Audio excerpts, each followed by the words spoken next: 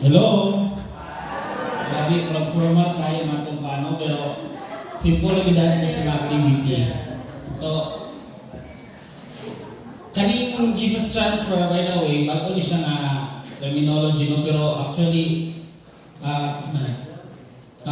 kato lang sa LST guide. Okay, so each of you will be given LST guide, okay? So, masinay na kung ano? Oh, sorry.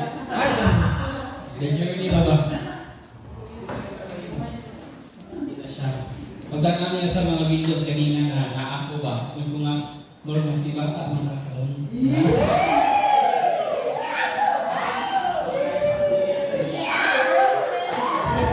Pero ang pinaka-the-best ko mamulog yung asawa. Okay, so, kaning Jesus transfer, okay, so, last patong tayo, no?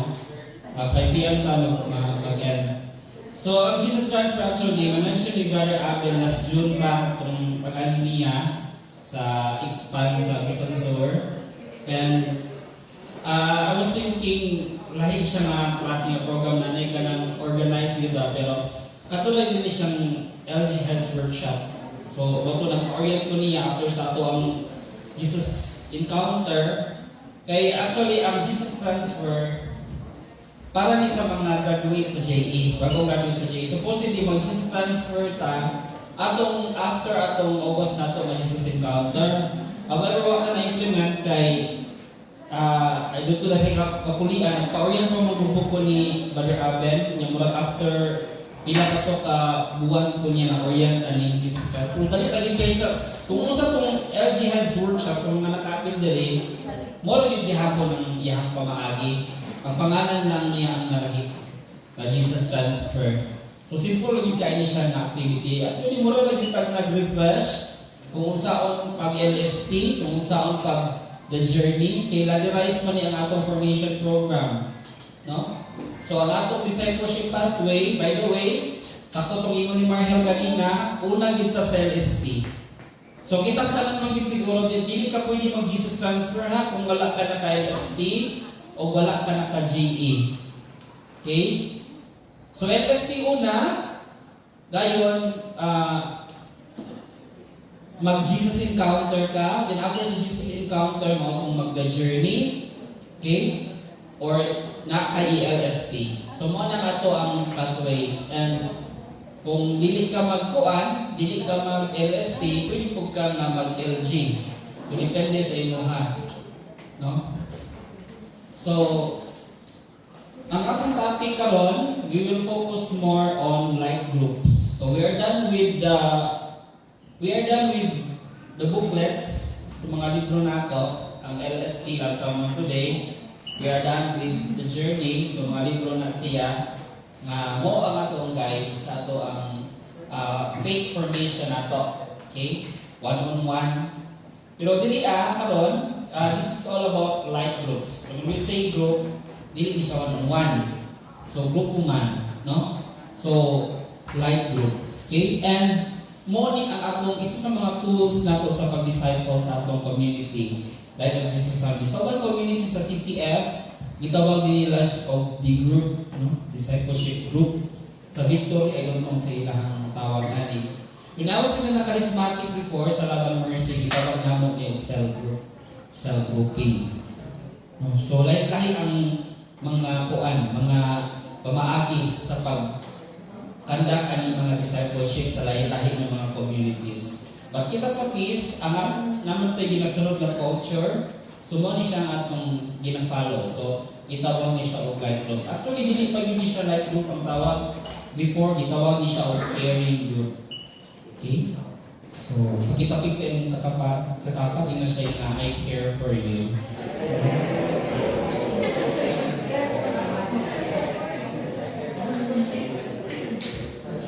Dapat mga testimonies na aning life group, by the way, brothers and sisters. Hindi na lang ko maisa-isa ang mga stories aning mga life group. I've heard Feast Builder, i-share siya that na ay mga servants in community. If you're familiar with Brother Nico Capuchon, basahan na ninyo ng iyang libro nga Yang title ana. Oo. I-share na ko na kakael. Share na ko na sa imo ha. Wala na ko naman pa ng libro pero na-share niya dito nga na mga gipang disciple niya no nga grabe ka mga gubak di ka mga kinabuhi. In fact, tungha sa gabi mga young people magini siya, tungha sa gabi manawag ang kalit ang katong iyang mga gipang disciples, magpa-advise, magkuan niya. Grabe yun, anang murag extra effort yun sa iyang part ng disciple ani. And you know what? Tungod kay nag-show siya anak nga law, karon grabe naka-active ang katong mga young people nga iyang gipang disciples. So hindi na to basta-basta kon ang mga life groups na to. Mutungha man duha tulo sa inyong life groups. Basta kay naay life group, ayaw din na ninyo i-underestimate na siya. No? Mag-life group yun ta, especially sa mga bago. Di lang isa kita-kita lang. Kung na yung mga bago na ito ma-invite, mas maayo. No? Dili na ito pwede i-underestimate kung saang lihok sa Espiritu Santo sa matag usa. Okay? So atong ipag-dive din ang life group. Brothers and sisters, let me begin with this Bible verse. Matthew chapter 4 verse 19. Okay? And he said to them, come after me, and I will make you fishers of men. Kisa kaha ang mga ipangtawag ng mga apostles. Kisa may naihint ninyo? Okay, Peter. Okay? Yung fisherman lang si Peter. Isa pa. Ha? Si Peter, si Andrew, o suon man na sila, Peter si Andrew. O isa, si James the Great. No? So, Saint James the Great. So silang tulo, una, gitawag ni Jesus to not just fish isda, but be fishers of men. Okay? Ngano kahamunin ang gigamit ni Jesus nga profession sa pag-catch, sa pag-disciple of mga tao, ang pagpangisda. I don't know if namin mga kaila or nabag din ninyo nga magkapangisda or namin nailhan somebody nga very professional sa pagpangisda. My father, before siya nahimong sundalo, nagtrabaho siya sa akong auntie, akong lola, na ang negosyo is kanang pagpangisda. So, grabe ang yang kaagi because dili lalim ang manguha og isda. Okay? Aside sa imong tansyahon ang panahon, no? Kamulo sila kung kanus sa manggawas ang mga isda, matansya nila kung kani nga panahon dili ka pwede mangisda. So, daghan sila mga factors and they know that, no? Kamulo sila anak kung saan pagtansya sa panahon. Aside anak, naa sila yung mga klase-klase ng mga panggamiton kay dili lang man isa kabuk isda, klase nga isda ang ilahang pang-catch, no? Klase-klase ng mga isda ang ilang catch. And every fish na lahi-lahi na mamaagi sa pag-catch. Tapos, gabi. And very importantly ang kanang Petromax ay kanang solo. Kana or katong kanda sa una kanang Petromax lagi importante kay ng Petromax nga naagi na dito sa lawod kay mo na ang dagukon sa mga isda. Okay? So dili makita nato ang gipakita ni Jesus sa tanang trabaho nga iyahang gi-relate sa discipleship ang kanigyong pagpangisda. No? Come after me and I will make you fishers of men. You know what? Sa pag-disciple nato sa mag-disciple ta, dili siya lalim because klase-klase na ito ma-encounter ng mga tao. Yes or yes? natin may encounter din ha na super messy din ang life. Na ay may encounter na to na super toxic ang batasan, no? Makinahanglan yung kang pailin-ilin. Na ay uban na okay ra po. Okay? And it really require patience. I think similar po sa pagpangisda, yung sa kong father, sa'yo pa lang sa buntag, humata na sila para mo catch o mga isda. Kada pa yung ngit-ngit, gabi pa lang daan, kuha na sila sa laot. It will really require patience, sacrifice sa ato nga part as disciples. And it is what we call intentional. Kinahanglan intentional yung ka nga mo disciple, no? Mo LG, mo one-on-one, mo contact, mo communicate, mo connect. Dapat lagi ang intentionality nato. Eh kung kuan, wag yung kayo madagit kayo isda kung based lang sa feeling bitaw nimo. Ano, feeling lang dito, feeling mo na anak. Pag mga isda ta, okay? Aside anak, pag mga isda ta, we need to tansya na panahon, no? Ato yung kanawon ng panahon. Mabitaw na nga sa pag mag-LG ta, ato yung i-discern well, okay? Kanus ang musulod ang advice, kanus ang musulod ang wala lang sa istorya, maminaw lang sa ka, okay? Kanus apoy di ka mo kapag mga preaching gamay, ginagmay. Discern. We need to discern. No? Para sa pagpangista, they need to discern sa panahon. Kung kanus lang manggawas ng isa, mo ito, dapat ang ilang himuon. No? Sa ato kung pag-disciple, we also need to discern well. Sa panahon, kung kanus ka na to ihatag ang mga words, mag-listen ra, no? Kanus na ta mag-disciple, perfect time yung mag-disciple. Asaya na, kung mag-isda po, nag-isuga. Okay? And, kaya mo ito ang dulo-dunon sa mga isda ng suga. So kita po, when we make our discipleship journeys, matapos sa, we need to be the light, no? O kinsa man ang light, we have to be the light of Jesus. Okay? Dapat, before tayo disciple, kita mismo, we are disciplined sa atong kaugalingon. Kay, kung saan man pagka-attract sa mga isda, if di nila makita ang light from us, light or salt sa ato ang kinabuhi. Okay? And again, before nato, di ba? Isa man dili ang maglutong isda na dili hinluan, dili kuwaghasang. Si Sister Linda.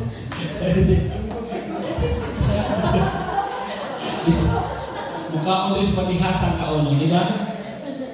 Kuha niyo ito hasang, ato yung hinluan. So, every person na ito ma-invite sa LG, dili sa din na ito, no? O gingon po, sakto mga advice kanina, do not preach. Kaya pag mo preach mo good ta, mula gusto na ito nga agad-agad ayun mabagpo ang tao ba? Ano? So, dili isa, okay? Diba? Before ni mo mahinloan ba ni mo ang isda kung dili mo siya makatch? Diba? I-catch na siya. Okay? And how do we catch a person? So, mo na ni sa atong LG karon. Natin mga pamaagi on how to catch a person sa ato ang discipleship. If makita ninyo ang St. Peter's Basilica, sa roof lining niya, ang pinaka-center is the Christ the Redeemer.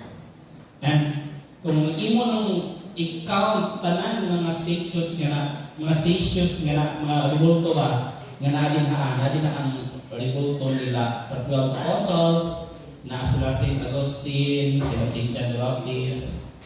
Mabot na siya 153 153 ka statues tanan, revolto tanan sa mga santos nasa St. Peter's Basilica sa roof lining niya. Okay? So, kung makaadto mo sa St. Peter's Basilica, pag-count na yun mo, pinaka mga revolto. No? Yung si Brother Gerald, 153. Why is it 153? Because sa culture sa mga Jews, they thought tanan isda sa tibuok kalibutan 153 ka klase ng mga species. O si Jesus Christ na-catch niya, no? Buta sabot na-catch niya ang tanan species sa isda sa tibuok kalibutan. No? Moto ng mga saints na nagpalirong dito sa St. Peter's Basilica. And kita, we are called to, atikay ganin ang sa itong verse, go and make disciples. Go and be fishers of men. We are also called to have that our own 153 fish sa ito ang kinabuhi. So, morning, atong life groups here, the life groups of the Life of Jesus family. So, what is a life group, by the way? Life groups are small groups of 6 to 8 people who meet each week to pray together and share how God's Word applies sa ilahang kinabuhi. So we follow a trimester sa ato ang sa atong feast, pero wala din nato ni namalo kay sometimes dili siya kuan, dili siya ma-follow nato kay pila ta nag-LG Prime sa ato ang kuan, sa ato ang last year, wala man nato sa LG Prime, di ba? Wala nato. Pero kung ato gini siya ni stricto, atong ating mga trimester cycles, subot pa sabot sa isa ka life group, mag-meet na sila within 10 weeks. No? So, muna siya ang atong LG Prime, which karon nga year at mag-implement tagi sa LG Prime. No? I-announce nato later sa mga dates. Okay? So, after 10 weeks, we will rest for 1 month. Then, musugo na po dayon ng another 10 weeks, another trimester. Okay? And, kung sa mga himuon nato, aning life group trimester. No? So, we invite people to sign up. Okay? Kung dili man sila gali makaapas for this particular trimester, invite na po nato sila for the next trimester. No? Pwede sa same group or pwede sila mo-join sa bago ng mga grupo. No? And life groups are the main tools of discipleship in the Life of Jesus family. So, why life groups? Explanation? Hatag ni Brother Abin, may explanation why life groups. Maligyan na sa slides yung Brother Abin, no? Kung na siya explain na niwa, siguro na ako na nanood. So what happens during like a life group? Okay. So, of course, number 1, starter questions. Mag-life group, pwede dili, walay booklet, wala. Pwede, basta na-apply starter questions. No? Pwede, say blessings din, kung na-receive ka rin gawin. Pwede magsugaling mo na. Okay? O bisa mo sa klase ng mga pangakana. Mabasa natin starter questions. Okay? Then, summary, sharing, pero mas maayo atong starter questions, magsugod dito sa Word of God. No? Dati Word of God, pag dinaki matahat mo, or mag-sabat, depende sa inyo ha. Okay? Then, sharing. Muna ang pinakanindot na part, sharing. Dayon, supplication. Ang sa supplication na part, pwede nga by group, hatag sila o silang ipa-pray. No? Kaya mo man ang supplication, no? Mangayo pa. So, sa among life group sa couples, gina-ask yun na mo kung sa imong ipa-pray. May nabirong sa may ipa-pray, sa imong ipa. Then mag-pray dahil ni sa akong right, siya ako i-pray kung saan kato yung gusto nga ipa-pray. Then pwede ask a group mag-pray. No? So basically, mga siya ang flow sa atong live groups. So sa mga wala nakabalo pero nakaapil man tag mga live groups ani, so majority sa inyo nakabalo din sa flow, no? Pero mo din idea, pero depende sa inyo sa inyong pamaagi, no? Pero mo gini siya ang apat na yung sharing, na questions, na agi prayer. Dili din ang umala. Okay? So, pag-bayot live group cycle, no, naagin siya flow gihapon. So, magsugod na siya sa Jesus Transfer. Kaya bali, assuming na ito, nagka-graduate na o Jesus Encounter. Kaya ang goal man na ito sa Jesus Encounter, dili lang kay mahuman lang din nakahuman na sila RST, nakahuman na sila o kanang JP, dili naman kanak lang ang atong goal sa iyaha.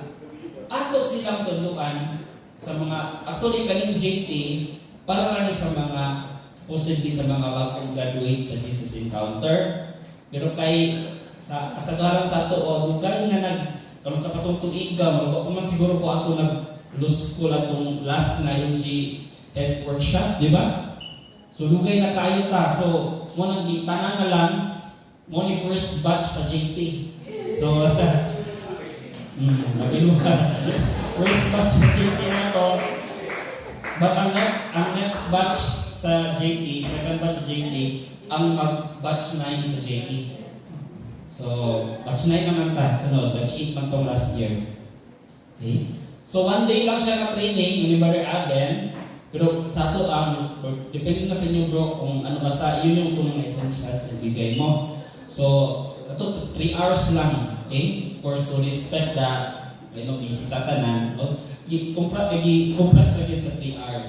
So, one day training for Jesus Transfer, dahil so good na dahil ang LG Prime proper, 10 weeks. So, later natin mga specific dates, i-anchor ako na kung sa ang available date ni Brother Aben. So, May ta, nanapot tayo sa Jesus Encounter karong May. No? Dahil, after sa 10 weeks nga LG Prime proper, Jesus Encounter nato one day. Kana one day yun na siya from 8 a.m. onwards hanggang magkalas 5. Okay? So, muna siya sample, pero na natin bagong nga date. Next. Okay, so for the Jesus Transfer 2026, di halin ng 2025. May 2025 ang lahat sa ato ni Bro Aben. So, for the Jesus Transfer, karon nga date, February 22. Dayon, LG Prime, proper. Magsugod ka March 4, that's Wednesday. No? So, ato na ning i-announce atong mga fees nga sugod na tao pa-register o mo LST. Okay? So, mag-meeting pa po ang discipleship ana sa pamaagi ana sa asa mag-launch anang March 4. Then after na siguro mga nalay isa ka duha ka Wednesdays nga ipok tanan, then the rest iyan na dayon para sa LST. So na yung mga existing karon na mga ibang LSTs, ipa-appeal na nato sa atong urgent trimester para continuous siya. Dayon Wednesday club nato no for March 4, 11 of 18. So mga Wednesdays na siya, then 7 weeks nga live groups plus LST per group or one-on-one. So mag-assign na po ng mga, kung bisa ito mag-register, assignan ng mga facilitators. Kamunta ng diri, you are all qualified to become facilitators. No? Kay mag-graduate naman tanan o JE. Dayon, Jesus Encounter na ito May 3. That's Sunday. Tomorrow na available ni Bro Aben. Punta Jesus Encounter o Sabado. Okay? At alis kung ganahan ng Sabado, hangap ng kaayo na feast pa. So Sunday yun ang atong ideal. Mura po na yung available daw na date nga Sunday. So kana ang atong kuan. So pa-take note lang ko ha. Aning atong mga schedule. So by March 4, I think 2 weeks from now, sugod ang atong trimester. Invite na po ta, post sa social media. Kung kinsa man, open for all, di ba? Kung gingon ni Mariel kanina, dili lang siya exclusive sa mga attendees ang LSP. Bakit sa LG, dili exclusive ang life groups na to sa mga nag-attend na sa feast, no? Ang mga nag-attend, encourage na to, pero open siya for all. Okay, pwede man nato dito sila ma-attend sa LG, ma-invite mo sila sa feast, no? Pag ikan sila sa feast, bago ma-attendee, dito na to siya i-refer sa LGs na to. Okay? So kada, mga ipanood na nato ng mga dates and ato bilang panikamutan ng mga successful na ng mga dates na to. Nakagito yung mga mahimong anak. Okay. So kaniha, if you want to serve God as a life group head, okay? So, isa sa mga requirements before ka mahimong life group head, kinahanglan na ka Jesus encounter ka. No? So, bisan sa asa nga ministry, ang requirement yun before ka mahimong leader, dapat naka-JE. Pero mag-serve, bahala wala naka-JE, pwede mo serve lang. Pero sa leadership na part, dapat naka-Jesus encounter. So, as an LG head, dapat naka-Jesus encounter. Okay, so if God is calling you to become a life group head, pwede mo mahimong life group head. So kung na mag-register na ito ng mga bagko, assignan mo o mga imong ELG. So sharing God's love to others is one of the great joys of life. No? So mao gini ang atong pinaka-importante nato na role sa world, ang pag-evangelize. Kaya ingon pa si St. Paul, woe to you if you do not preach. Meaning, alaot ka, or napaihin yung mga term na you are cursed, tinunglo ka if you do not preach. So, we preach yun. That is the greatest joy sa atong kinabuhi. Kung mahalag isa lang sa atong mga friends, sa atong mga nadala sa LG, madala na ito kang Lord. Isa lang gani ka soul, ang tibok langit daw mag-fiesta. No? So, manigamot kita ani. So you'll find fulfillment in bringing people closer to God. So sumalagot kung sa mga naka-LST diri, sa mga naka-LG, di ba fulfilling na kaya napag-graduate nga Jesus encounter. Tapos after pagin sa Jesus encounter, mo balik sa imo magpasalamat. No, more salamat kaayo or Bro Jerome, salamat kaayo. Pinaka-great din ako ka-joy naka-GE ang akong anak. Huwag masawa. Akong anak na ako sa tiyan. Tinta siya sa buwan. Batch 8. So, lahat ang fulfillment nga nakakay kuan. Katong sa Durano po, nga pilang to ka po akong na-LST dito. Si Sis Joy, nga di Casa, si katong yung friend, si Blank, si MM, no? Oh. Naputi ko ito kating masayaw na LST po na ako to. Uban mga batong brothers, kaya muna, laboy na abli na mapirat ko. Naglibog kami ato aso niya. Basta kayo, isa rin mo sa grupo, mga to, LST na mo. No? Fulfilling na magkuhan, maghumalog JE ato. Nagpasalamat sila, no? Fulfilling kayo sa yung part na kinapagalaga. No? So, we just have to inform our discipleship clusters head if you want to be an LG head or assist in conducting life groups. Okay? So, that's it. Can I ask everyone? No? We will have this life group covenant. No? Meaning, atong panumpaan, ang atong commitment to make LGs, to do LGs sa ato ang peace. Okay? So, can I ask everyone to please stand and let's have our life group covenant. In the name of the Father, the Son, and the Holy Spirit. Amen. Let's raise our right hand. And let's declare, Lord, I believe I'll be very blessed by this life group. I also believe I'll be a blessing to my fellow members. I commit to join this life group for the next 12 weeks. Care,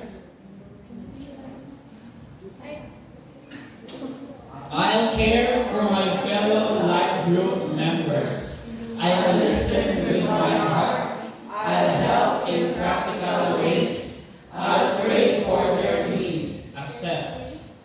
I believe only love can heal.